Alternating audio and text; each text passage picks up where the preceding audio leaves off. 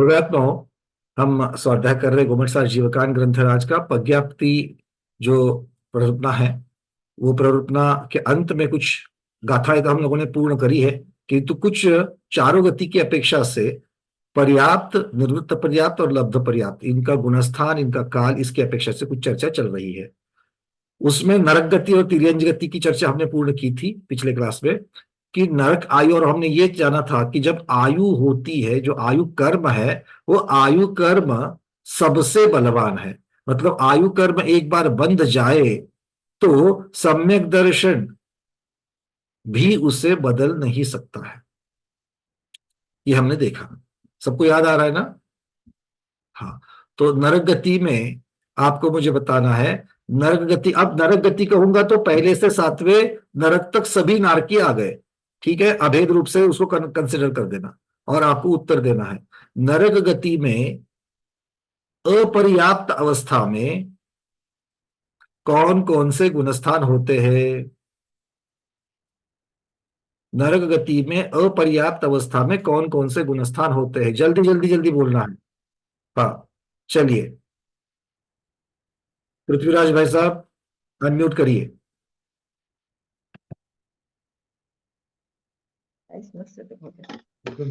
हाँ पृथ्वीराज भाई साहब, प्रश्न ये है हमारा, नरक गति में देखिए, नरक गति मतलब कहते हुए चिंतन में नरक गति की उसका विचार लाना। नरक गति में अपर्याप्त अवस्था में कौन कौन से गुणस्थान होते हैं, ये प्रश्न है। अब इसका कैसे चिंतन करेंगे, कैसा उत्तर देंगे इसका? 1 से 4 मिथ्यात्व नहीं, 1 से 4 ये तो मिथ्यात्व नरक गति में होने वाले गुणस्थान है, 1 से 4 है ना? यहाँ पर चर्चा चल रही है अपर्याप्त अवस्था में। अब नरक गति में सबसे पहली बात ये देख लेना, नरक गति में अपर्याप्त अवस्था कहाँ पर होती है? अब अपर्याप्त का अर्थ क्या होता है, सबसे पहले मैं वहां से पूछना चाहता हूँ। और सुरेखा दीदी थोड़ा सा रुक जाओ, नहीं तो क्या उनको क्षपक श्रेणी आरोहण करा के आपको फिर बाद में चढ़ना पड़ेगा, ठीक है ना? ऐसा नहीं चलेगा। तो पृथ्वीराज भाई साहब आपको मुझे बताना है कि अपर्याप्त किसे कहते हैं, यहां से शुरुआत, क्योंकि प्रश्न में अपर्याप्त अवस्था पूछा है। तो अपर्याप्त का अर्थ आपने क्या ले लिया? जिनको जिनको इस प्रश्न का उत्तर नहीं आता है, वो मेरी जब अभी जो मैं बता रहा हूं किस तरीके से चिंतन करना है उसको समझ लो पहले, ठीक है? मुझे उत्तर आपको आया कि नहीं आया मुझे कोई मतलब नहीं उससे, उसका चिंतन कैसे करना इसकी चर्चा चल रही है। देखो, अपर्याप्त किसे कहते हैं? जिसकी पर्याप्तियां पूरी नहीं होती है उसे अपर्याप्त कहते हैं, है ना? पूरी नहीं हुई है, अभी हुआ है कि नहीं हुआ है मालूम नहीं है, आगे होगी कि नहीं उसकी चर्चा नहीं है। अभी इस वर्तमान काल में, अभी इस अवस्था में जब तक पर्याप्ति पूरी नहीं होती है तब तक वो जीव अपर्याप्त मतलब अपूर्ण कहा जाता है। गाथाओं में सब जगह पर अपूर्णा अपूर्णा अपूर्णा ये शब्द आए थे, सबको याद आ रहा है? पूर्णा अपूर्णा, पूर्णा मतलब पूर्ण, अपूर्णा मतलब अपूर्ण। तो जिनकी पर्याप्तियां अपूर्ण है ऐसे अपर्याप्तक जीव। अब हमारे पास दो प्रकार के अपर्याप्तक जीव होते हैं, एक जिनकी अभी तक पर्याप्तियां पूर्ण नहीं हुई है किंतु आगे नियम से होगी, आगे मतलब में नियम से होगी, और दूसरे कौन है? जिनकी अभी पूरी नहीं हुई है और कभी पूरी नहीं होगी।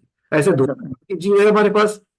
जिनकी कभी भी पूरी नहीं होगी उन्हें लब्धि पर्याप्त कहा था, और जिनकी होगी वो तो अभी रास्ते में है, प्रोसेस में, उनको निर्वृत्ति अपर्याप्त कहा था। ठीक है, बात सही है? अच्छा, अब चर्चा चल रही है नारकियों की, तो हमें सिद्धांत याद रखना पड़ेगा। नारकियों में और देवों में लब्धि अपर्याप्त नहीं होते हैं, मतलब यहाँ पर लब्धि पर्याप्त वाला ऑप्शन अपने आप ही बंद हो गया। तो चर्चा किसकी चल रही है? निर्वृत्ति अपर्याप्त की चल रही है ना? अब निर्वृत्ति अपर्याप्त अवस्था कब होती है? तो जीव के उत्पन्न होने के पहले भाग में होती है। उत्पन्न होते ही सबसे पहले क्या होगा? निर्वृत्ति अपर्याप्त अवस्था होगी, इसको भूलना नहीं अब। अच्छा, तो इसका मतलब क्या हो गया? यहाँ पर गुणस्थान की चर्चा चल रही, तो यहाँ पर उत्पन्न होने के समय कौन कौन से गुणस्थान हो सकते हैं जो हम साथ में लेकर के आ रहे हैं? कहां से? पीछे से। तो इसके पहले कौन सी अवस्था थी? विग्रह गति की अवस्था थी। विग्रह गति के पहले कौन सी अवस्था थी? पिछले भव का मरण था। समझ में आ रही सबको बातें? तो पिछले भव के मरण के समय जो जो गुणस्थान होंगे वही गुणस्थान उस जीव के विग्रह गति में भी होंगे, विग्रह गति के बाद में निर्वृत्ति अपर्याप्त अवस्था में भी होंगे। क्लियर है सबको? इसको हमें भूलना नहीं है, एक भी जीव हम जितने बैठे हैं बिल्कुल नहीं भूलना इसको। पृथ्वीराज भाई क्लियर हो रही है बात? हाँ।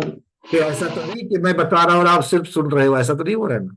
नहीं नहीं नहीं। हाँ बस बढ़िया। तो इसका मतलब क्या हो गया, मरण के समय के जो जो गुणस्थान हो सकते हैं वो गुणस्थान निर्वृत्ति अपर्याप्त में आ जाएंगे।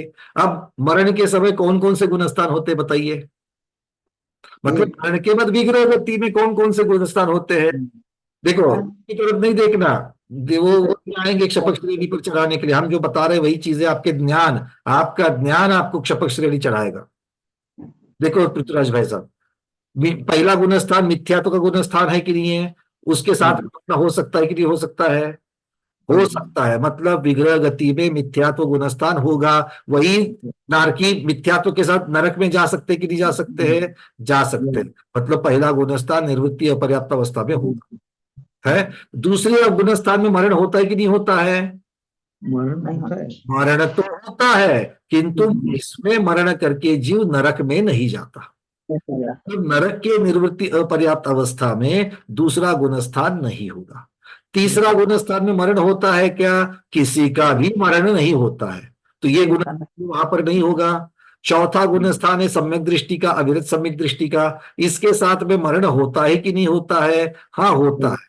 तो चौथा गुणस्थान विग्रह गति में होकर के पर्याप्त अवस्था में होगा कि नहीं होगा? होगा। यहाँ के ऊपर के जितने भी गुणस्थान हैं जिनमें मरण होता है वो जीव सम्यक्त्व के साथ ही मर रहा है, क्योंकि इसके ऊपर के जितने भी गुणस्थान है, पांचवा छठा सातवां आठवां नौवां दसवां ग्यारहवां, जहां तक मरण संभव है गुणस्थानों में सभी सम्यक्त्व के साथ ही मरण है। ऐसे जीव मरण करने के बाद विग्रह गति में नियम से चौथे गुणस्थान में आते हैं, सम्यक्त्व के साथ जाते हैं। मतलब अब इसके ऊपर के कोई भी गुणस्थान होंगे तो भी चौथा गुणस्थान ही है जो हो गया। मतलब बात क्या हो गई, एक तो मरण के विग्रह गति के तीन ही गुणस्थान हो गए, पहला दूसरा और चौथा। इसमें से नरकों में दूसरे के साथ में नहीं जा सकते हैं, तो बचे कौन से? पहला और चौथा। चौथा, बहुत बढ़िया। मतलब या तो मिथ्यात्व के साथ जा सकते हो या तो सम्यक्त्व के साथ जा सकते हो। क्लियर है? उत्तर रटने की आवश्यकता नहीं है। इतना चिंतन करने तक मैं जितना बोल रहा था उसने कम से कम 2 मिनट हो गए। इतना चिंतन अगर 2 मिनट तक करोगे तो 2 मिनट तक एक भी अशुभ कर्म आपको छुएगा भी नहीं। बंधने की बात तो आगे, छुएगा भी नहीं, गारंटी मेरी। पंकज भैया की गारंटी नहीं, जिनवानी में की गारंटी है। आजकल गारंटी गारंटी शब्द बहुत सुनने में आ रहा है ना? न्यूज खोलते ही इनकी गारंटी उसकी गारंटी, बहुत लोगों की गारंटी है। ये जिनवानी माँ की गारंटी है। क्लियर है? सबको क्लियर है? थोड़ा वार्म अप हो गया? चलिए बहुत इसी तरीके से आगे बढ़ेंगे। ठीक है, चलिए बहुत बढ़िया।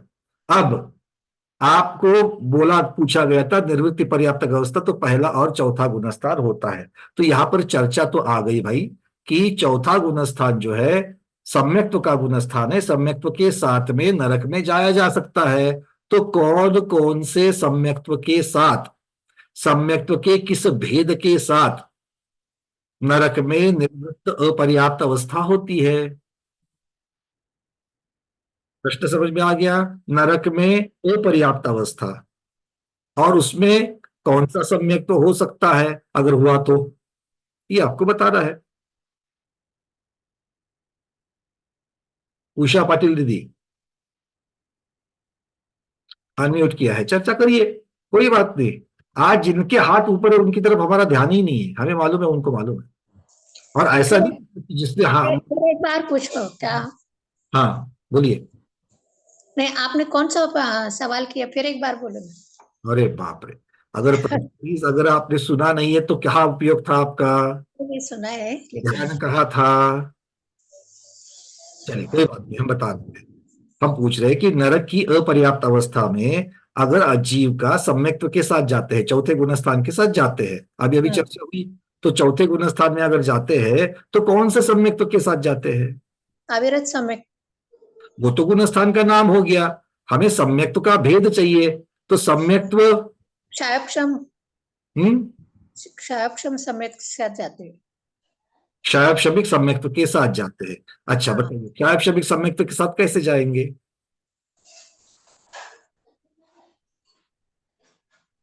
एक बात पूछता हूं मैं, श्री कृष्ण नारायण क्षायक्षमिक हम्म, सम्यक दृष्टि थे कि नहीं थे? है। है ना? किंतु हाँ। में जाते वक्त उनका क्षय क्षमिक सम्यक्त्व अंतर्मुहूर्त पहले मरण के नियम से छूट गया। मैं शब्द नियम से लगा रहा हूं, नियम से हाँ। छूट गया और वो मिथ्यात्व में गए और मिथ्यात्व के साथ चले गए। अगर क्षय क्षमिक सम्यक्त्व के साथ जा सकते थे तो फिर उनका छूटने का कोई संबंध था क्या? हम्म। आपकी बात समझ में क्लियर है?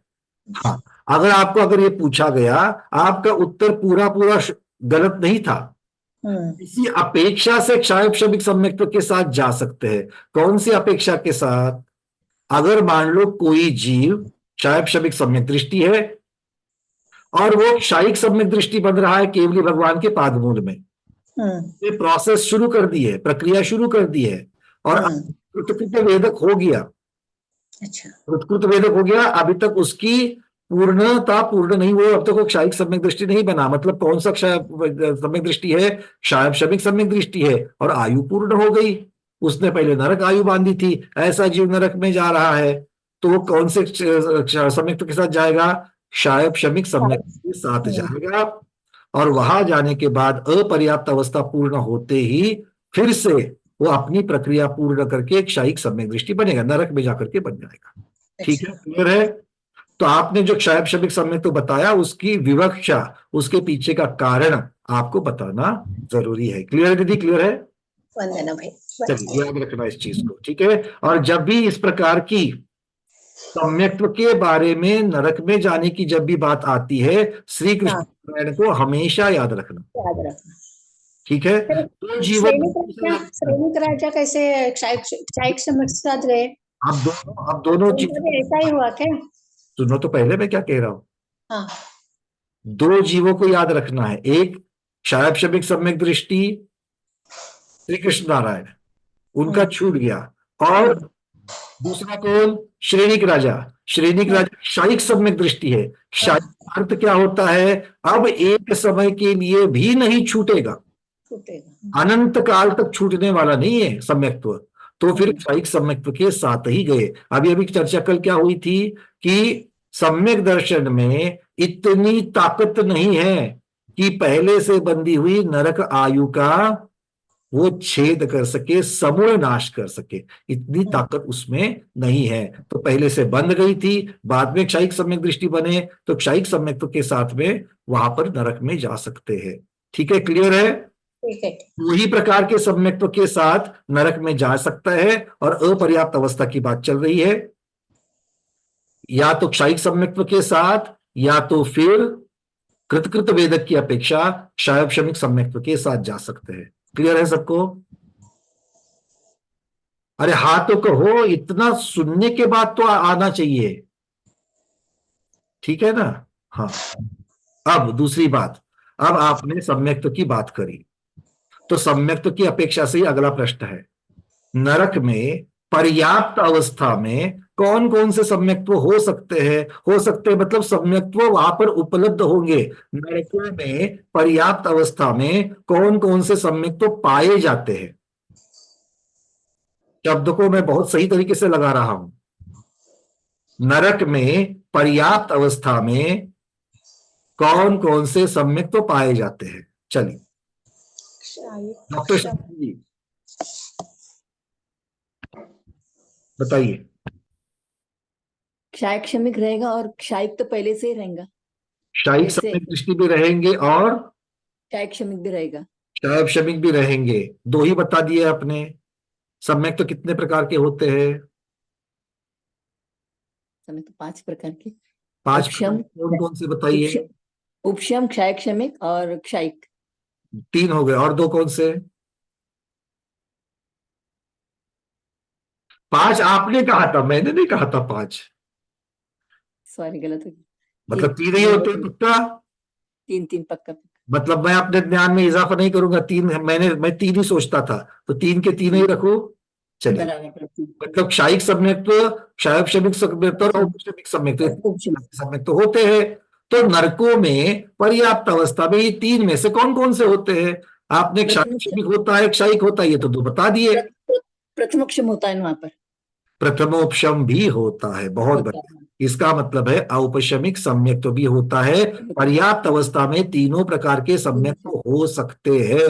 अनादि मिथ्या दृष्टि 7वें नरक में गया है। मैं बात ध्यान से सुन लेना, एक एक शब्द में महत्व है। अनादि मिथ्या दृष्टि है, आज तक अनंत काल से उस जीव को आज तक उसको सम्यक्त्व नहीं हुआ है, 7वें नरक गया है, वहां पर उसको प्रथमोपशम हो सकता है। अनादि काल से नहीं हुआ, 7वें नरक में हो सकता है। सभी नरकों में रहता है हाँ, चलिए, कौन सा सम्यक होता है? अनादि मिथ्या दृष्टि को होगा तो सबसे पहले कौन सा होगा? प्रथमोपशम। प्रथमोक्षम होंगे। चलिए, बहुत बढ़िया, आगे बढ़ते हैं। अब नरक की अपेक्षा से बता दिया, अब मिथ्यात्व सम्यक्त्व की अपेक्षा से वर्णन हो गया। अब तीर्थंकर प्रकृति की अपेक्षा से कर लेते हैं। तीर्थंकर प्रकृति बंध वाला जीव नरक में कौन सी पृथ्वी तक या कौन से नरक तक जन्म ले सकता है? तीर्थंकर प्रकृति जिसकी बंध चुकी है, ऐसा जीव। दिव्य प्रभा दीदी, अनम्यूट किया है। चैट में किसी ने लिखा है 1, 3 और 4। मैं सिर्फ पढ़ रहा हूं ताकि आप लोगों के भी उत्तर वेस्ट ना जाए, कि आपने इतनी मेहनत करके चैट में तो डालते हो, है ना। तो चलिए, किसी ने लिखा है 1, 3 और 4, किसी ने लिखा है तीसरे तक, किसी ने 1, 2, 3, कोई 1 से 3, अलग अलग प्रकार के आ रहे हैं। चलिए, तो प्रश्न हमारा फिर से है, कहाँ गया हमारा दीदी? दिव्य प्रभा दीदी, अनम्यूट हो चुका है? नहीं, अनम्यूट नहीं हुआ, अनम्यूट करते चलिए, ठीक से अनम्यूट कर लीजिए। हाँ, बोलिए। 1 से 3 तक। पहले से तीसरे नरक तक जा सकते हैं, बहुत बढ़िया। और अगर ऐसे जीव अगर सम्यक दर्शन के साथ में है, ऐसा जीव तीर्थंकर प्रकृति बंध वाला जीव अगर सम्यक्त्व के साथ है, तो कहां तक जा सकता है? कौन सी पृथ्वी तक जा सकता है? तीसरी पृथ्वी तक। देखो, तीर्थंकर प्रकृति वाला तीसरी पृथ्वी तक तो जाएगा ही जाएगा। इसके साथ सम्यक्त्व शब्द जुड़ गया, सम्यक्त्व के साथ कोई भी पहले नरक तक ही जाएगा, फिर तीर्थंकर प्रकृति हो या नहीं हो। क्यों ऐसे? इसका कारण पूछा गया। बिल्कुल, पहले नरक तक ही जाएगा सम्यक दृष्टि। तो पहले नरक तक ही क्यों जाता है? सम्यक दृष्टि दूसरी से 7वीं पृथ्वी तक उत्पन्न क्यों नहीं होता? हाँ, जिन्होंने पहले हैंड रेस किए थे वो अपने अपने हैंड रेस निकाल देना अगर उत्तर नहीं आ रहा है तो। प्रश्न समझ में आ गया सबको? सम्यक्त्व के साथ में जीव दूसरी से 7वीं पृथ्वी तक क्यों उत्पन्न नहीं हो सकता? कारण क्या है?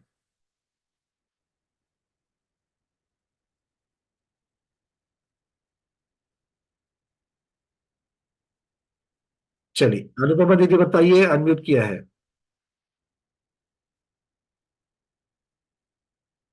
शायद उनका नेट हैंग हो चुका है। जय श्री श्राव दीदी, बोलिए। वंदना भैया जी, क्योंकि सम्यक दूसरी से 7वीं पृथ्वी तक जाते वक्त एक अंतर्मुहूर्त के लिए सम्यक का छूट जाता है, मिथ्यात्व में जीव आ जाता है। वो बात तो आपने प्रक्रिया बता दी, हम उस सम्यक्त्व की पात्रता के बारे में कह रहे हैं। आचार्य भगवान ने यहां प्रश्न, आचार्य भगवान को प्रश्न पूछा गया कि सम्यक दृष्टि जीव है और तीर्थंकर प्रकृति वाला भी है, और तीर्थंकर प्रकृति वाला तीसरे नरक तक जा सकता है, और अगर तीर्थंकर प्रकृति नहीं है तो कोई भी जीव मोटा मोटी में सातों पृथ्वियों में उत्पन्न हो सकता है, पर सम्यक्त्व के साथ जाएगा तो सिर्फ पहली पृथ्वी तक ही जाता है, उसके आगे क्यों नहीं जाता? क्योंकि पहली पृथ्वी तक वो सम्यक्त्व बना रहता है, चौथे गुण स्थान वाला होता है, और आगे दूसरी पृथ्वी से आगे की पृथ्वी तक वहां मिथ्यात्व में जाकर वह जाता है जी। आप उस सभी को पर्यायवाची की अपेक्षा से कह रहे हैं दीदी। देखो, क्षयिक सम्यक्त्व है तो छूटने की बात ही नहीं है। तो क्षयिक सम्यक दृष्टि है, क्षयिक सम्यक दृष्टि नियम से पहले नरक में जाएगा, दूसरे में क्यों नहीं जाएगा? उसके पास क्या नहीं है इसलिए नहीं जाएगा। नहीं जाएगा मतलब उसके पास दूसरे नरक में जाने की पात्रता नहीं है। ऐसा थोड़ा सा चिंतन इस प्रकार से लेके जाना है आपको। दूसरी से सातवें में जाने की पात्रता नहीं है, क्यों नहीं है? ऐसा उसके पास क्या नहीं है कि इसलिए वो नहीं जाता? वनिता दिरावत दीदी। क्योंकि वंदना भैया जी, हाँ जी। शायद 6 स्थानों में नहीं जाता है। प्रथम नरक बिन भूर ज्योतिष बान भवन शर नारी, अब 6 स्थान में नहीं जाएगा तो शायद सम्यक दृष्टि है, तो उसने दर्शन होने का क्षेपण कर दिया है, दर्शन होने का क्षय कर लिया है, तो उसके अंदर दूसरे नरक तक जाने की पात्रता ही नहीं है, क्योंकि पहले आपने सिद्धांत बता दिया कि सम्यक दृष्टि कहाँ उत्पन्न नहीं होता, नहीं होता, ये रिजल्ट हो गया। हमें उसका कारण चाहिए। मैं बहुत सोच समझ करके प्रश्न पूछा है ये। बस मिथ्यात्व नहीं है, दर्शन होने का क्षय कर लिया उसने। सम्यक तो है मतलब मिथ्यात्व नहीं है, कारण चाहिए हमको, और इसकी चर्चा करी थी उस दिन। ये चर्चा हमने शनिवार के क्लास में की थी। अंजलि शादी नागपुर। वंदना भैया, क्योंकि सम्यक तो आवाज नहीं आ रही? आ रही, बोलिए। हाँ, सम्यक तो पाने के बाद उसमें उतनी क्षमता ही नहीं कि वो आगे की पृथ्वी में जन्म ले। क्यों नहीं है क्षमता उसमें? जागृति दीदी, क्योंकि क्षमता क्यों नहीं है उसमें? क्षमता नहीं इसलिए तो नहीं जा रहा है, पात्रता नहीं है इसलिए तो नहीं जा रहा है। उनकी लेशिया वो नहीं बनेगी। बरोबर। ये एक शब्द है। देखो, हमें नरक में लेके जाने वाला कौन है? नरक आयु तो है नरक लेके जाने वाली, किंतु कौन सी पृथ्वी में जाना है? ये मरण समय की जो लेशा है वो हमें लेकर के जा रही है, और हर एक नरक में और हर पटल में ज्यादा अशुभ अशुभ अशुभ अशुभ लेशा हो जाती है जैसे जैसे आप आगे आगे के पटलों में जाते हो। आचार्य भगवान कहते हैं सम्यक दृष्टि के पास ऐसी लेशा होती ही नहीं है जो दूसरे से सातवें नरक में उत्पन्न होने के लिए कारण है। आप लोग प्रश्न का उत्तर बहुत सूक्ष्मता में मार्मिकता से समझना। पात्रता क्यों नहीं है? क्योंकि वो पात्रता आती है लेशा की वजह से, उन अशुभ भावों की वजह से। तो सम्यक्त्व की ये महिमा है। भले वो नरक की आयु का समूल नाश नहीं कर पाया, पर कम से कम सम्यक्त्व की वजह से ऐसे भाव नहीं होते हैं जो दूसरी से सातवीं पृथ्वी के कारण है। क्लियर होगा? समझ में बातें? ये गोमट साहब जीवकान का सार है। क्लियर है? चलिए, बहुत बढ़िया। अब नरक की बातें बहुत हो गई, अब थोड़ा सा तिर्यंज गति में चलते हैं। बस इसी प्रकार की चर्चा तिर्यंज गति के आधार पर कर लेते हैं। तिर्यंज गति में पर्याप्त अवस्था में कौन कौन से गुणस्थान हो सकते हैं? तिर्यंज गति में पर्याप्त अवस्था में कौन कौन से गुणस्थान हो सकते हैं? रजनी जैन दीदी। वंदना भैया जी। हाँ दीदी। 1 से 5। 1 से 5 पर्याप्त अवस्था में तिर्यंज गति में 1 से 5, ऐसा रजनी दीदी का कहना है। 1 से 5 हो सकते हैं तिर्यंज गति में। क्या लगता है? जितने लोगों को लगता है उत्तर गलत है, पहले हाथ ऊपर करो। जितने लोगों को लगता है यह उत्तर गलत है। कुसुम दीदी कलकत्ता, बोलिए, सही है कि गलत है? गलत है भैया। हाँ बताइए दीदी, गलत क्यों है? तीसरा गुणस्थान नहीं होगा ना पर्याप्त अवस्था में। मिथ्यात्व गुणस्थान, सासाधन गुणस्थान और असंग गुणस्थान पर्याप्त पर देखो, अवस्था में तिर्यंज में पर्याप्त अवस्था में, पर्याप्त में मान लो कोई सम्यक दृष्टि है, उपशम हो गया, उपशम का काम काल उसका खत्म हो गया और सम्यक हाँ जी, का उदय आ गया तो वो तीसरे गुणस्थान में जा सकता है। पर्याप्त अवस्था में जाने के लिए क्या प्रॉब्लम है हाँ पर्याप्त समझ ना? अपर्याप्त की बात नहीं चल रही है। हाँ नहीं, सम्यक विद्या दृष्टि, हाँ उसमें जा सकते हैं पर्याप्त। अर्थ क्या हो गया? पर्याप्त में 1 से 5 सभी गुणस्थान, 5 5 गुणस्थान, गुणस्थान ठीक। हो सकते हैं। सबको क्लियर है? पर्याप्त तक की बात चल रही थी। अब आगे चलते हैं। हरि और रम्यक क्षेत्र के जो तिर्यंच है, हरि और रम्यक क्षेत्र के जो तिर्यंच है, उनके पर्याप्त अवस्था में कौन कौन से गुणस्थान बनेंगे? प्रश्न बड़ा स्पेसिफिक है मेरा। दीदी अनम्यूट किया है। आज आपने कुछ तो नया ही नाम रखा हुआ है यहाँ पर। 1 से 4 तक 1 से 4 तक क्यों दीदी? 1 से 4 तक क्यों होंगे? भोग भोग भूमि। क्योंकि ये भोग भूमि है। बहुत बढ़िया। और भोग भूमि में संयम को धारण करने वाला, देश संयम को धारण करने वाला गुणस्थान नहीं होता। हम और आप कहाँ रहते हैं? अकलुज ये है कि कर्म भूमि है? कर्म भूमि तो कर्म भूमि का फायदा है कि नुकसान है? फायदा है। है ना? किसमें फायदा है? कर्म भूमि में आकर के 5वां गुणस्थान धारण करने में फायदा है, या आकर के ऐसे ही चलो कोई बात नहीं, सम्यक दर्शन तो हो गया। नहीं, अनुव्रत लिए है ना उस दिन ज्ञानमती आपको थोड़ी पूछ रहा हूं मैं। आपने तो लिए, आपकी अनुमोदना है, आपके अनुव्रतों की बिल्कुल भूरी भूरी अनुमोदना है। सबके समझ में आ रही है बातें? इसीलिए चर्चा कर रहा हूं। भोग भूमि जाओगे ना, लोग कहते दान की महिमा है, इतना बढ़िया से बढ़िया आहार दान दे दिया, भोग भूमि में चले गए। अरे क्या करना भोग भूमि जाकर? वहां पर अनुव्रत तक धारण नहीं कर सकते हैं। क्लियर है? चलिए अब चलते हैं तिर्यंज गति। नंदीश्वर द्वीप, नंदीश्वर द्वीप का एक मच्छर है, और नंदीश्वर द्वीप के मच्छर के पर्याप्त अवस्था में कौन कौन से गुणस्थान होंगे? नंदीश्वर द्वीप के मच्छर के पर्याप्त अवस्था में कौन कौन से गुणस्थान होंगे? चंदा जवरिया दीदी, जो लोग हमारे स्टेडियम में खेले हुए उनको सबको पता है, क्योंकि ये वाली बॉल हमने बहुत बार डाली है। वंदन भैया जी, हाँ दीदी, पहला गुणस्थान पहला गुणस्थान होगा। चलिए, चंदा दीदी का कहना है पहला।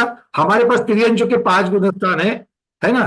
तो अब उसमें से पहला तो इनका आ गया। चलिए, विजय लक्ष्मी दीदी क्या लगता है? उधर मच्छर ही नहीं रहते तो गुणस्थान कैसे आ गए? मच्छर ही नहीं रहते उधर मच्छर। गर्मी में तो होते होंगे, सीजन में तो होते होंगे। होते नहीं होते? क्यों नहीं होते?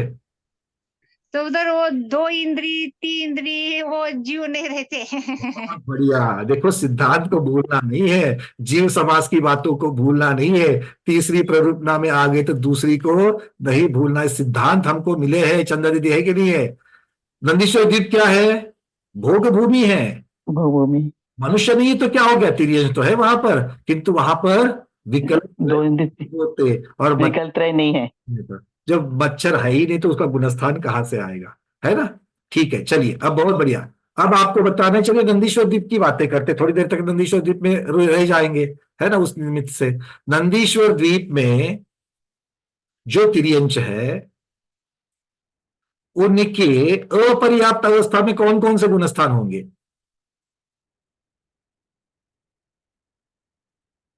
सुवर्ण श्रावक दीदी, प्रश्न सबको ठीक से समझना। नंदीश्वर द्वीप के तिर्यंचों के अपर्याप्त अवस्था में कौन कौन से गुणस्थान होंगे? सुवर्ण दीदी। वहाँ भोग भूमि तो चौथा ही गुणस्थान पहला और चौथा। भोग भूमि है तो हाँ, पहला और चौथा पहला और पहला नहीं रहेगा, चौथा चौथा गुणस्थान पहला नहीं होगा। मिथ्यात्व के साथ में जाएंगे वहाँ। अच्छा, पहला तो आप जो कहना कह लीजिए, कोई बात नहीं है। यहाँ पर बिंदास आप अपनी बात रख सकते हो। आप जैसे कोर्ट में वकील हो, आप अपनी बात रख सकते हो। जिनवानी माँ फाइनल डिसीजन दे देगी, है ना? तो बताइए आप क्या कहते हो? मिथ्या तो गुणस्थान नहीं होगा। चलो ठीक है, दूसरा गुणस्थान होगा?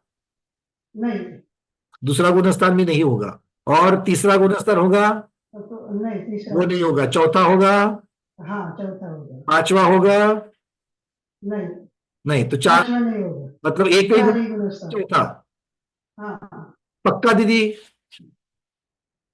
अच्छा, एक बात हम और आपको एक बात पूछ लेते हैं, ठीक है? आप कह रहे हो नंदीश्वर द्वीप है, भोग भूमि है, इसलिए वहां पर अपर्याप्त अवस्था में मिथ्या दृष्टि या सासाधन सम्यक दृष्टि नहीं जाएगा।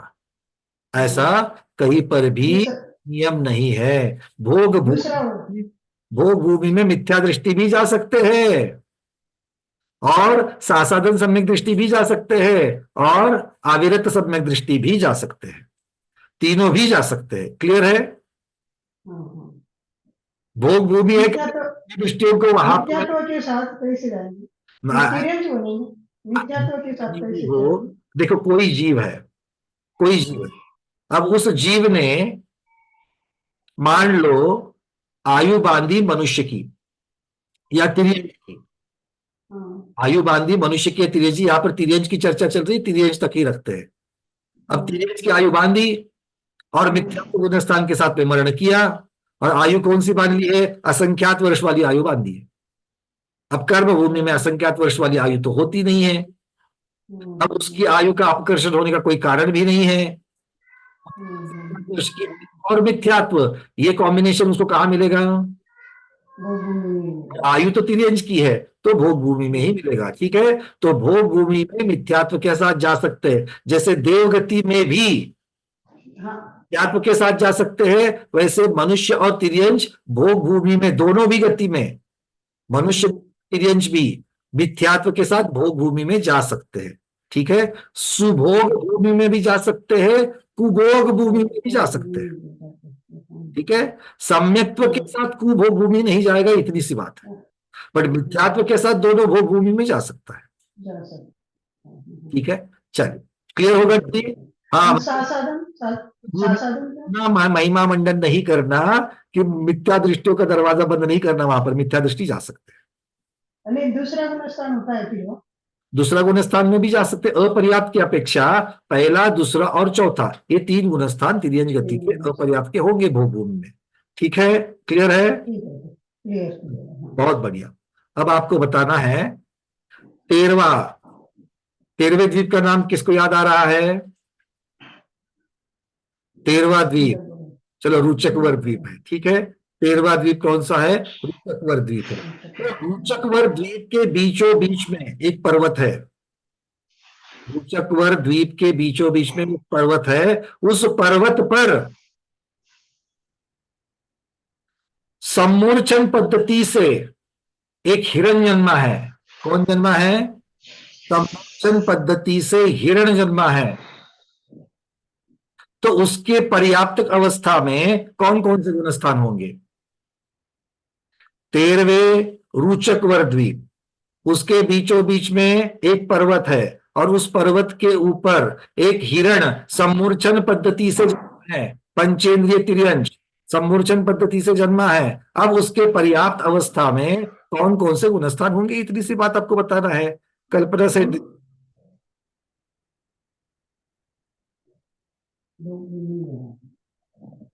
दीदी, एक मिनट, अनम्यूट हुआ कि नहीं हुआ? हाँ, करिए फिर से। वहां पर समूर्छन से हिरण कैसे पैदा होगा? वो तो गर्भ से पैदा होता है। पक्का? पक्का। क्यों? वहां पर हिरण होते हैं, वो तो गर्भ से ही पैदा होते हैं। नहीं, स्वयं ब्रह्मण में हिरण समूर्छन से पैदा हो सकता है। वहां पर हिरण पैदा ही नहीं, हिरण होते ही नहीं हो। कहा तिर्यंज नहीं होते हैं? रुचक होता है, वहां पे होते हैं, तो वो गर्भ से ही होगा वो हिरण। अच्छा, होगा तो गर्भज से ही होगा। मतलब आपके मुझे सिर्फ दो चीजों को पक्का कर वो दी। मुझे नहीं मालूम कि वहां पे तिर्यंज होते के नहीं होते हैं। अच्छा, रुचकवर में तिर्यंज होते कि नहीं होते मालूम नहीं है? नहीं होते हैं ना वहां पे। क्यों नहीं होंगे? होते हैं तो फिर वो गर्भ से ही होता है, वो समूर्छन से नहीं हो सकता। देखो, एक बात बताओ, हमारे 2.5 द्वीप से परे, मतलब मानुषोत्तर पर्वत से परे, और स्वयं द्वीप के स्वयं पर्वत से पहले सारी की सारी क्या है? असंख्यात जघन्य भूमियां है। सभी जगह भोग भूमियां हैं, और जगन्य भोग भूमियों में तिर्यंच ही है, असंख्यात तिर्यंच है। जी जी, तो कहाँ वो से? गर्भ से। मानुषोत्तर पर्वत से परे और स्वयं प्रभ पर्वत से पहले तक। तो जी सारी जी। की सारी भोग भूमियां हैं, जगन्य भोग भूमियां, उसमें तिर्यंच होते ही होते हैं। अब हिरण तो है 13वें द्वीप में। अब आप वो बताओ गर्भ, वो समुद्र समुद्र में से होगा या उत्पन्न नहीं नहीं होगा? होगा वो। अच्छा, वो समुद्र समुद्र में से नहीं होगा, उत्पन्न, क्यों नहीं होगा? वो गर्भ से ही होगा। नहीं, वो तो आपने बता दिया, बट क्यों नहीं होगा? कारण हम जानना चाहते थे भाई, क्यों नहीं होगा? तो वहां पे समुद्र जीव पैदा ही नहीं होते होंगे। बहुत सही, यही हम आपके मुझसे सुनना चाहते थे। ये नियम है, ये सिद्धांत है कि भोग भूमि में सम्मूर्छन जीव जन्म नहीं लेते, सिर्फ गर्भज जीव ही जन्म लेते हैं, फिर वो तिर्यंच हो या फिर अढ़ाई द्वीप के अंदर वाली भोग भूमियों के अंतर्गत मनुष्य हो। भोग भूमि में सिर्फ और सिर्फ गर्भज, अरे जीव समास, कर्म भूमि के तिर्यंच 30 प्रकार के थे, और भोग भूमिया तिर्यंच 4 प्रकार के थे। याद आ रहा है कि नहीं आ रहा है? जी हाँ। तो भोग भूमि के 4 प्रकार ही तो थे, कौन कौन से थे?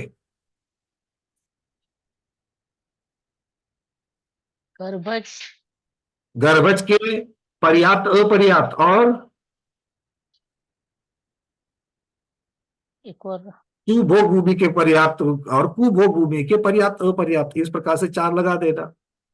दोनों भोग भूमि और भूभोग दोनों के पर्याप्त और अपर्याप्त होगा। पर्याप्त अपर्याप्त लगाओगे तो 4 प्रकार की तिर्यंच हो जाए।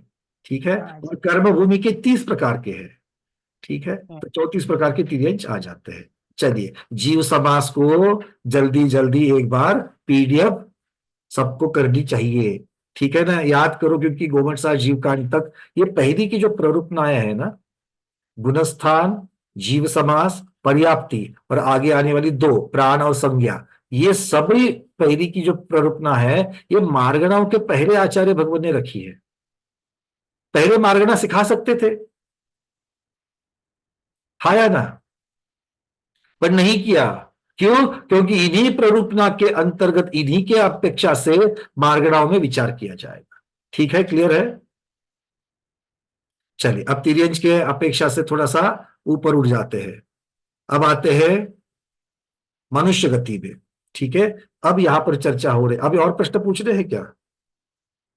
अब समय देख लेते हैं, अगर समय बचेगा तो करेंगे, क्योंकि थोड़ा सा विषय हमने चर्चा नरक और तिर्यंच गति की थी, मनुष्य और देव गति की चर्चा बाकी है, तो उसकी चर्चा पहले कर लेते हैं, और अगर समय बचेगा तो फिर आगे बढ़ते हैं। आचार्य भगवान को प्रश्न पूछा जा रहा है, कितना सुंदर प्रश्न पूछा जा रहा है, देखिए। कहते हैं, जिसने तीर्थंकर की सेवा की है, तीर्थंकर भगवान की सेवा होती है क्या?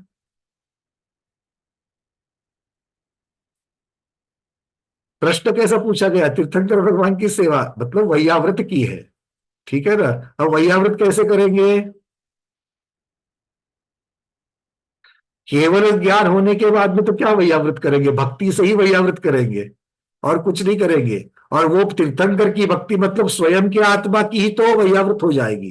खैर, जब वो मुनि अवस्था में है, तब वो तो किसी से बातें ही नहीं कर रहे हैं, और ना ही जिस प्रकार की हम वैयाव्रत चाहते हैं, बोलते हैं, कहते हैं कि उनको औषधि दी है ना, वो आहार दान की अपेक्षा से वैयाव्रत हो सकती है। चलिए, तो यहां पर कहते हैं कि जिसने तीर्थंकर की सेवा की है, और जिसने मोहनीय की 7 प्रकृतियों का क्षय कर दिया है, मतलब कि कौन से जीव की चर्चा चल रही है? क्षयिक सम्यक दृष्टि की चर्चा चल रही है, क्योंकि क्षयिक सम्यक्त्व मोहनीय कर्म के 7 प्रकृतियों के क्षय से और केवली तीर्थंकर भगवान के पादमूल में ही होता है। पादमूल मतलब सानिध्य, यहां पर उसे सेवा का शब्द दिया गया है। ऐसा क्षयिक सम्यक दृष्टि जीव दुख बहुल तिर्यंचों में कैसे उत्पन्न होता है? प्रश्न समझ में आ गया? किसी ने तीर्थंकर प्रकृति बांधी है, कोई क्षयिक सम्यक दृष्टि बन गया है, किंतु इन सबके पहले मायाचारी करते हुए उस जीव ने तिर्यंच की आयु बांधी। अब आयु तो बांधी तिर्यंच की, तो कहां जाएंगे? नियम से तिर्यंच में जाएंगे। और क्षयिक सम्यक दृष्टि है, तो उनका सम्यक तो छूटने वाला नहीं है, मतलब मरण के बाद क्षयिक सम्यक तो साथ लेके जाएंगे। ऐसा जीव कहा जाएगा नियम से भोग भूमि में ही जाएगा, नियम से कहा जाएगा भोग भूमि में ही जाएगा। तो अगर भोग भूमि में भी गया है तो आचार्य को शब्द यहां पर उन्होंने क्या लगा प्रश्न में, दुख बहुल तिर्यंचों में कैसे उत्पन्न होता है। तो तिर्यंच गति की अपेक्षा से प्रश्न है कि तिर्यंच गति तो दुखदाई गति है या नहीं है। तिर्यंच गति बिल्कुल पक्का दुखदायक गति है। तो उत्तर आचार्य भगवान दे रहे हैं, वो दो चीजों को कह रहे हैं। सबसे पहली बात, गति की अपेक्षा तिर्यंच गति नारकियों की अपेक्षा कम दुख वाली है, तो उसे दुख बहुल मत कहो। पहली बात, किसकी अपेक्षा, बहुलता की अपेक्षा। बहुलता तो नारकियों में ज्यादा है तुलनात्मक। और दूसरा, चूंकि ऐसा जीव नियम से भोग भूमि में जाएगा इसलिए वहां पर उसे दुख बहुलता नहीं है। वहां पर पंचेंद्रिय शेर पंचेंद्रिय हिरण को नहीं खाता है भोग भूमि में। हर एक जोड़े का युगल का अपना अपना एरिया है और उस एरिया में दूसरा तिर्यंच बिल्कुल भी कोई अतिक्रमण नहीं करता है। मनुष्यों में भी ऐसा है, मनुष्य युगल का जितना एरिया रहेगा उतने एरिया में दूसरा मनुष्य जो है या कोई भी आकर के अतिक्रमण वहां नहीं करेगा। मतलब ध्यान देना, जो भोग भूमि जाना चाहते हैं, कहा गए जो भोग भूमि जाना चाहते हैं वो देख लेना। आयु तो असंख्यात वर्ष की है, वहां जाकर के मनुष्य बनोगे तो आपको अपनी वो जो भी रहेगी देवी मादा जो भी आप उसको कहोगे वहां पर मनुष्यनी, उस मनुष्यनी को मनुष्य के सिवा और मनुष्य को मनुष्यनी के सिवा दूसरा कोई नहीं मिलने वाला है। असंख्यात वर्ष की आयु उसी के साथ निभानी है। यहां पर 40 वर्ष 30 वर्ष 25 वर्ष निभाने में जान पर आ जा रही है। समझ में आ रहा है क्या कह रहा हूं। वहां पर असंख्यात वर्ष की निकालनी है तो कर सकोगे क्या, नहीं कर सकोगे तो भोग भूमि को छोड़ देना, ईमानदारी में देवगायु में जाकर के बैठ जाना। ठीक है ना। देवायु में क्या कर सकते हैं, अगर मान लो अनबन हो जाए, अरे अनबन तो वहां भी होती होगी, यही के संस्कार लेकर के जा रहे हैं तो अनबन तो वही भी होती होगी, वहां कहां से छुटकारा पाने वाले हो। ना देवी देव से पाएगी ना देव देवी से पाएगा, पर कम से कम वैक्रयिक शरीर रहेगा, वहां से अपनी विक्रिया से निकल करके पंच कल्याणक जा सकते हो, अकृत्रिम चैत्यालय की रचना को देखने के लिए जा सकते हो, है कि नहीं। जा सकते हो कि नहीं जा सकते हो, बिल्कुल जा सकते हो। मध्यलोक में अगर कोई पहले के जन्म का अगर कोई साथी है मित्र है उसको मिलने के लिए जा सकते हो। मतलब थोड़ी देर के लिए जाकर के घूम घाम करके वापस आ सकते हो। मतलब कहने की बात ऐसा नहीं होना चाहिए कि इस बात पर हमारा ध्यान ही नहीं गया था, भैया पहले से आप बता देते तो सोच लेते, ऐसा नहीं होना चाहिए। ठीक है ना, तो पहले से बता दिया, आगाह कर दिया। चलिए आगे बढ़ते हैं। तो आचार्य कहते हैं तिर्यंचों के नारकियों की अपेक्षा अधिक दुख नहीं पाए जाते हैं और तिर्यंचों में भी उत्पन्न हुए भी क्षयिक सम्यक दृष्टि जो है वहां पर सुख की बहुलता होती है, क्योंकि वो कहा चले जाएंगे, भोग भूमि में जाते हैं। वो भोग भूमियां तिर्यंची होते हैं। किंतु एक चीज का दुख हो सकता है, चूंकि क्षयिक सम्यक दृष्टि की बात चल रही है, उसकी अपेक्षा से दुख हो सकता है। कौन सा हो सकता है, क्षयिक सम्यक दृष्टि की अपेक्षा भोग भूमि में एक चीज का दुख होता है। कौन सा हो सकता है, चिंतन क्या कह रहा है, अरविंद जी क्या कह रहे हो, क्या हो सकता है। वो अनुव्रत ग्रहण नहीं कर पाएगा। बहुत बढ़िया, बहुत बढ़िया, बहुत सुंदर। अनुव्रत धारण नहीं कर पाएगा, इसका दुख है उसे। अरे क्षयिक सम्यक तो पा लिया, जो दुख सौधर्म इंद्र महाराज को भी होता है। साक्षात में पंच कल्याणक का यजमान बन रहा हूं, एक एक तीर्थंकर नहीं कई तीर्थंकरों का बन पा रहा हूं, पर धिक्कार है मैं अनुव्रत धारण नहीं कर सकता, इसीलिए भगवान को आहार नहीं दे सकता। ये अनुव्रत की महिमा है, ये व्रत की महिमा है। ठीक है, क्लियर है? तो भावना, यही भावना की अनुव्रत को धारण कर सकूं। चलिए, अब अगला एक प्रश्न आ रहा है। एक शंकाकार इस प्रकार से प्रश्न पूछ रहा है, देखिए, जिन्होंने दान नहीं दिया, क्या ऐसे जीव भी भोग भूमि में उत्पन्न होते हैं? कितना सुंदर प्रश्न है, क्योंकि हमारे ज्यादातर लोग यही सोचते हैं भोग भूमि जाना मतलब दान दे करके जाना, भोग भूमि जाना मतलब दान की अनुमोदना करना, बढ़िया से बढ़िया दान देना। अगर तीर्थंकर या केवली भगवान जैसे महान जीव को अगर बुनी अवस्था में दोगे तो पक्का जाओगे, हाँ या ना? पर ऐसा नहीं है। आचार्य कहते हैं कि बिना दान के भी भोग भूमि जा सकते हो। चलो, अच्छा हो गया, कल से चौका बंद। पिछले 10 दिन से लगातार लगा रहे थे, सोच रहे थे कि अगर हो सकता है इससे इसके साथ भोग भूमि तो मिल जाएगी, पर हाँ, अच्छा हो गया भैया आपने बता दिया, इसके बिना भी जा सकते, कल से चौके पे नहीं जाऊंगा। ये बात ऐसा नहीं सोचना। प्रश्न पूछा गया है, शंकाकार है, अपनी शंकाओं का निरसन करा रहा है। आचार्य भगवान को बोलता है कि भाई अगर आप कहते हो कि बिना दान के भी जा सकता है तो ये कैसे संपन्न है?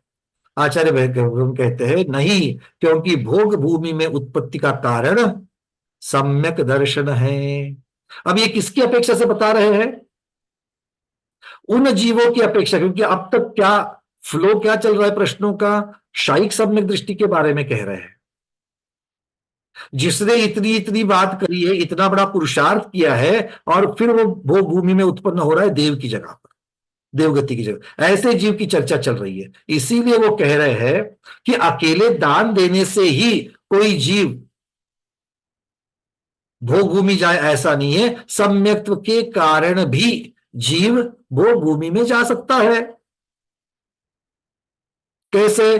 अगर पहले मनुष्य या तिर्यंच की आयु बांधी हो और उसके बाद में सम्यक्त्व ग्रहण किया हो, और कैसा सम्यक्त्व? ना छूटने वाला सम्यक्त्व, क्षायिक सम्यक्त्व प्राप्त किया हो, तो इस क्षायिक सम्यक्त्व के बलबूते पर उसके सामर्थ्य से वो जीव भोग भूमि में पैदा हो सकता है।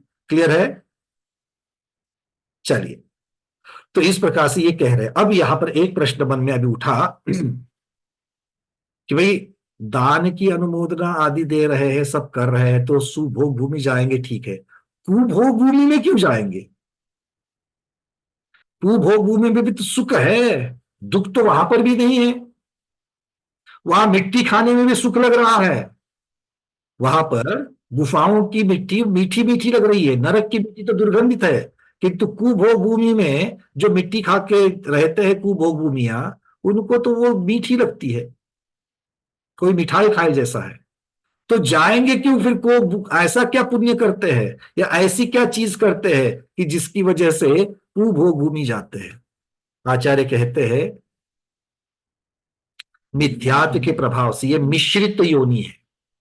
कैसा भव है? मिश्रित है। पुण्य भी किया गया है किंतु पाप मिश्रित पुण्य है, मिथ्यात्व मिश्रित पुण्य है। किस प्रकार का पाप किया है? व्रत को करके गुरुओं का आदर नहीं किया, व्रत की, दूसरे के व्रत की निंदा की, अपने व्रतों में अतिचार लगाए और उनको छिपाए, उनका प्रतिक्रमण नहीं किया। प्रतिक्रमण में ये ऐसे सब दोषों को छिपाया गया, ऐसे जीव चले जाएंगे। क्रमांक 1।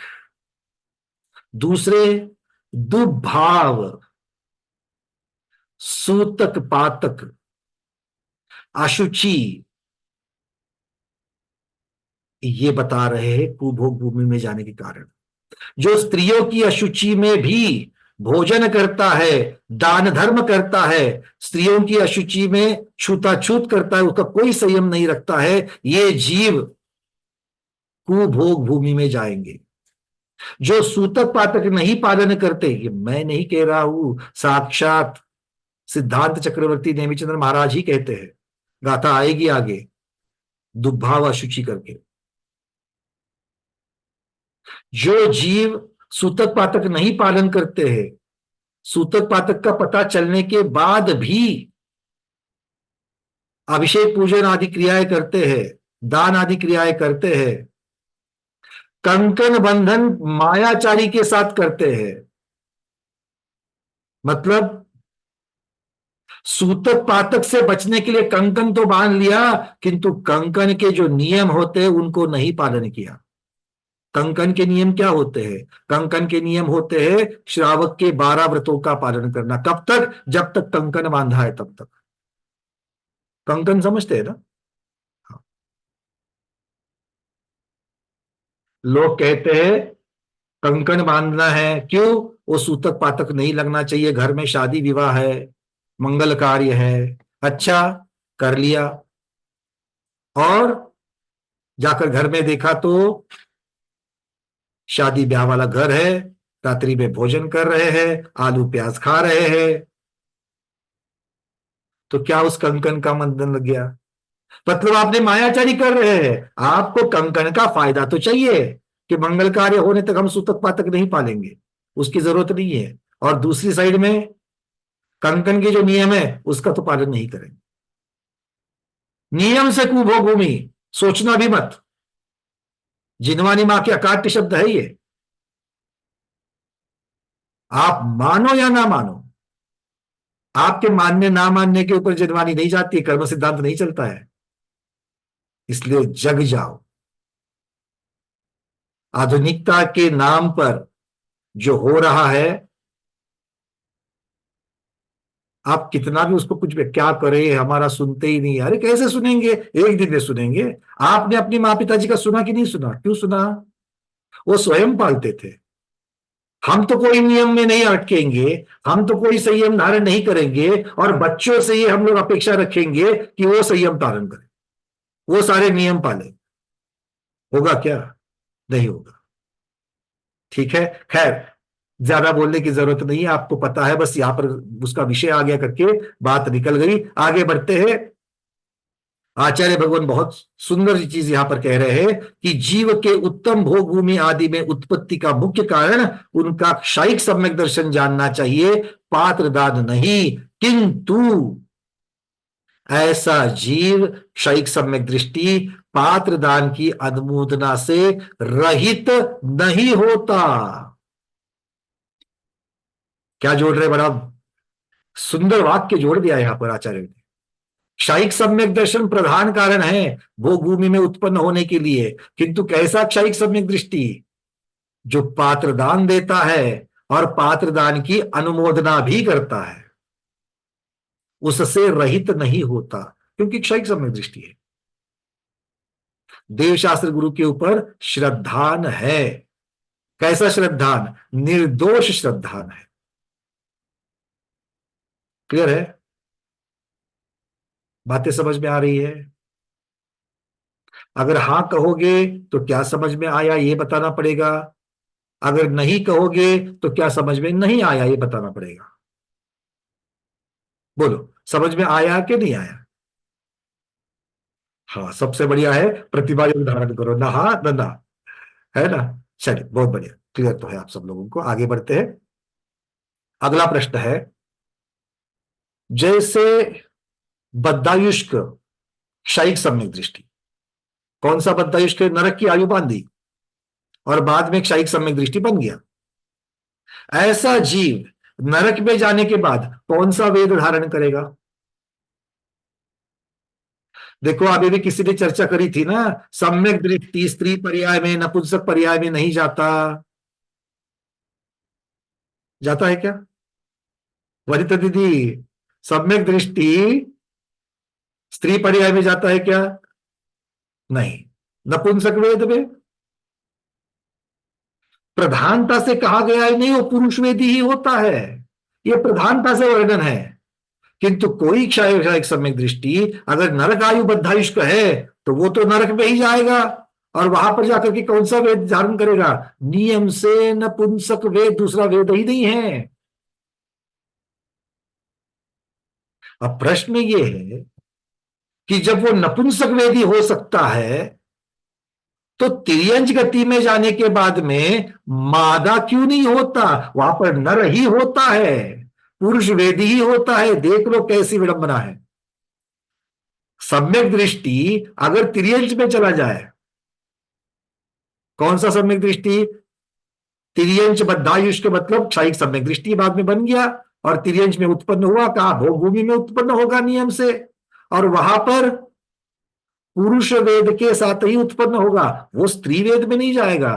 तो शंकाकार कह रहा है भाई नरक में जाओगे तो नपुंसक वेदी भी हो रहा है क्षयिक सम्यक दृष्टि, और तिर्यंश में जाओगे तो फिर वो स्त्री पर्याय में क्यों नहीं जा रहा, क्यों नहीं जा सकता वहां पर? नपुंसक वेद से स्त्री पर्याय तो कभी भी ठीक है या ना?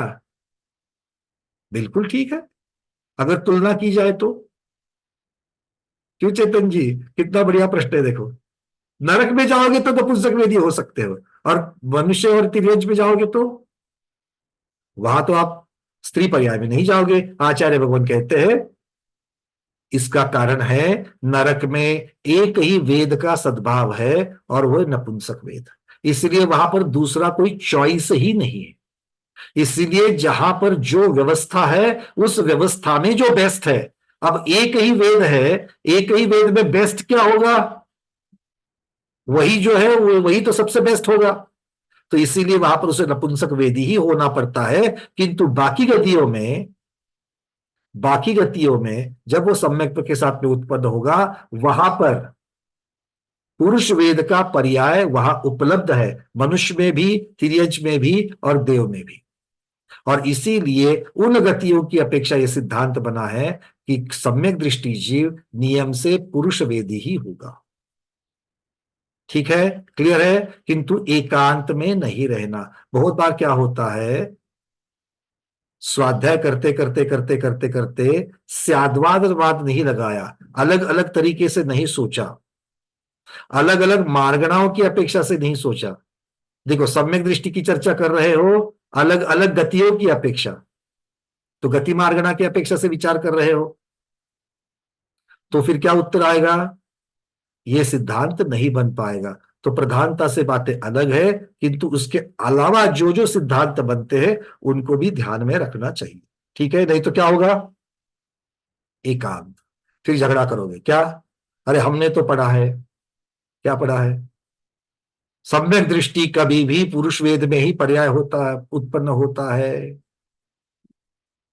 पर ये एकांत नहीं लेना। चलिए, ये प्रधानता से वर्णन है। आगे बढ़ते हैं। अब मनुष्य की चर्चा कर रहे हैं। मनुष्यों के अपर्याप्त अवस्था में कौन कौन से गुणस्थान हो सकते हैं? मनुष्य की अपर्याप्त अवस्था में कौन कौन से गुणस्थान हो सकते हैं? पहला, दूसरा और चौथा, ये तीनों भी हो सकते हैं। ठीक है। अब अपर्याप्त अवस्था मनुष्य में कौन कौन सी होती है? निर्वृत्त पर्याप्त भी हो सकती है और लब्ध अपर्याप्त भी हो सकती है। लब्धि अपर्याप्त में सिर्फ मिथ्यात्व गुणस्थान, और निर्वृत्त अपर्याप्त में मिथ्यात्व, सासादन और अविरत सम्यक दृष्टि, ये सब गुणस्थान होंगे। और मनुष्य के पर्याप्त अवस्था में 1 से 14 सभी गुणस्थान होंगे। ठीक है। चलिए, अब आचार्य भगवान यहां पर कहते हैं, एक प्रश्न पूछा गया उनको, जिसकी शरीर पर्याप्ति पूर्ण नहीं हुई है उनको भी आगम में कभी कभी पर्याप्त कहा गया है। क्या कहते हैं? जिनकी अभी तक शरीर पर्याप्ति भी पूर्ण नहीं हुई है, वैसे तो वो अपूर्ण है, कम से कम 2 पर्याप्ति तो पूर्ण होनी चाहिए, उस तो भी तो पूर्ण कहेंगे। बट कभी कभी आगम में ऐसा भी कहा गया है कि ये पर्याप्त जीव है। क्यों कहा गया उनको पर्याप्त जीव? जैसे अभी अभी हम लोगों ने देखा, कहां पर 64 अवगाहना के यंत्र में देखा, जहां पर 1 से 3 पहले जो चार्ट बने वो लब्धि अपर्याप्त के बने, किंतु चौथा, पांचवा, छठा, 7वां, 8वां, 9वां, इनमें से चौथा और 7वां ये जो 2 चार्ट बने, ये पर्याप्त की जघन्य अवगाहना के बने। और वहां पर पर्याप्त किसे कहा गया? निर्वृत्तीय पर्याप्त जीव को पर्याप्त कहा गया। याद आ रही कि नहीं आ रही है कल्पना दीदी? पर्याप्त जीव को वहां पर हम लोगों ने लिखते वक्त कौन सी अपेक्षा से कथन किया, इसको समझ करके हम लोगों ने अपने अपने चार्ट बनाए, ठीक है। पर आगम में शब्द, वहां पर गाथा में शब्द पर्याप्त आया, तो उन्हें पर्याप्त क्यों कहा गया? तब आचार्य भगवान उसका उत्तर दे रहे हैं, द्रव्यार्थिक नय की अपेक्षा उसका भी पर्याप्तपना बन जाता है। क्या कहते हैं? द्रव्यार्थिक नय की अपेक्षा, पर्यायार्थिक नहीं, द्रव्यार्थिक नय की अपेक्षा से बन जाता है। जैसे भात पक रहा है, आप लोग बोलते कि नहीं बोलते? गैस पर कुकर चढ़ाया है, क्या है कुकर में, क्या पक रहा है? भात पक रहा है। अब भात पकता है या चावल पकते हैं? चावल पकने के बाद जो बनेगा उसको भात बोले हैं। भात मतलब पहले से पका पकाया है, तो जो पहले से पका पकाया है उसको क्या पका रहे हो? है कि नहीं है? किंतु इसे नैगम नय की अपेक्षा से अगर देखा जाए तो आगे होने वाली जो पर्याय है उसका उपचार वर्तमान पर्याय में लगा करके भी वर्तन किया जाता है। ये कथन करने की पद्धतियां है। ये पहला उत्तर। और दूसरा, जो जीव निर्वृत्त पर्याप्त अवस्था में है, जिसकी शरीर पर्याप्त भी अभी तक पूरी नहीं हुई है, उसके कौन से कर्म का उदय होता है? पर्याप्त या अपर्याप्त? पर्याप्त नाम कर्म का उदय होता है। तो जिसका पर्याप्त नाम कर्म का उदय है वो जीव क्या कहलाएगा? पर्याप्त कहलाएगा। आ रही बात समझ में? क्लियर है? तो इस अपेक्षा से नए पद्धति के द्वारा इसको समझना चाहिए।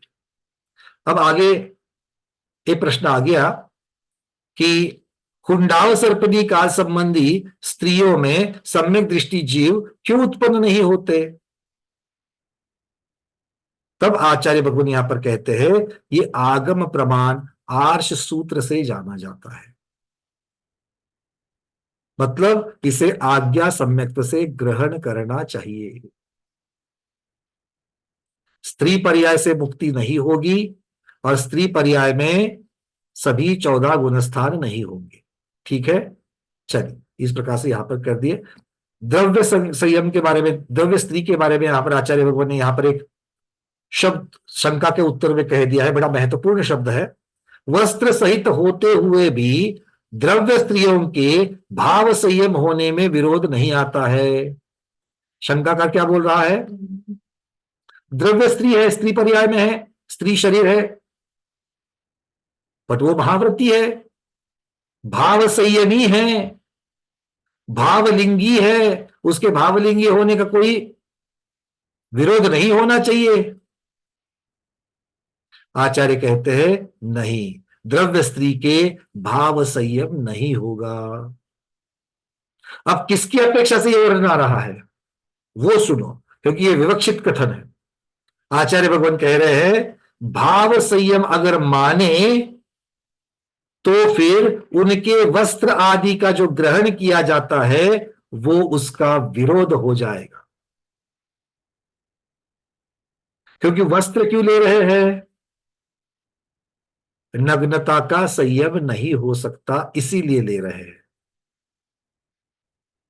तो एक जगह पर आप उसको संयम नहीं होगा कह रहे हैं, इसीलिए उस चर्या को अपनाया जा रहा है, इसीलिए उस अपेक्षा से उनका भाव संयम नहीं है, ये चर्चा आचार्य भगवान कह रहे हैं। और इसीलिए वस्त्र सहित सवस्त्र अवस्था में आरिका माता जी का 5वां गुणस्थान ही माना गया है। चलिए थोड़ा सा विषय और बच गया है।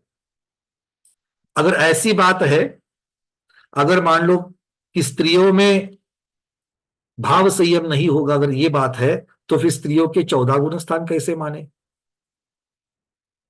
आगम में ऐसा भी तो कथन आता है कि स्त्रियों के 14 गुणस्थान होते हैं। अब वो कौन से स्त्री के होते हैं?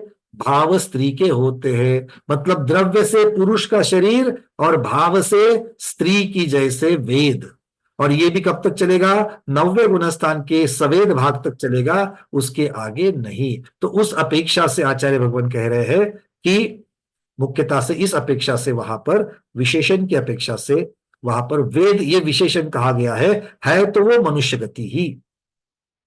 वेद ये सिर्फ विशेषण है जो 90 गुणस्थान तक चलेगा, किंतु गति कौन सी है? मनुष्य गति है। और गति नाम कर्म कब तक चलता है?